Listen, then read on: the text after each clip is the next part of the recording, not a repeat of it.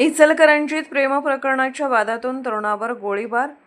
शहरातील सांगली रोडवर बुधवार दिनांक 4 सायंकाळी प्रेम प्रकरणातून झालेल्या पूर्ववैमनस्याच्या पार्श्वभूमीवर तरुणावर गोळीबार झाल्याची धक्कादायक घटना घडली. या घटनेत ओमकार जितेंद्र कांबळे व 21 राहणार समता चौक सांगलीवाडी जिल्हा सांगली हा तरुण गंभीर जखमी झाला असून त्याच्यावर कोल्हापूर येथील खासगी रुग्णालयात उपचार सुरू आहेत. या घटनेमुळे शहरात खळबळ उडाली आहे. पोलिसांकडून मिळालेल्या माहितीनुसार प्रेम प्रकरणावरून 4 ऑक्टोबर 2025 रोजी जयसिंगपूर येथे ओमकार कांबळे व काही जणांमध्ये वाद झाला होता. त्या प्रकरणी जयसिंगपूर पोलीस ठाण्यात गुन्हा दाखल झाला होता. त्यानंतर जामिनावर बाहेर आल्यानंतर कांबळे याच्यावर प्रतिबंधात्मक कारवाईसाठी बुधवारी त्याला इचलकरंजी येथील अप्पर पोलीस अधीक्षक कार्यालयात आणण्यात आले होते.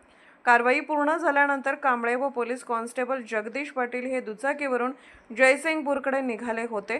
सांगली रोडवरील शिक्षक पतसंस्थेजवळ दुचाकीवरून आलेल्या दोघांपैकी एकाने गावठी कट्ट्यातून कांबळे याच्यावर गोळी झाडली. ही गोळी त्याच्या बरगडी व पोटात लागल्याने तो जखमी झाला.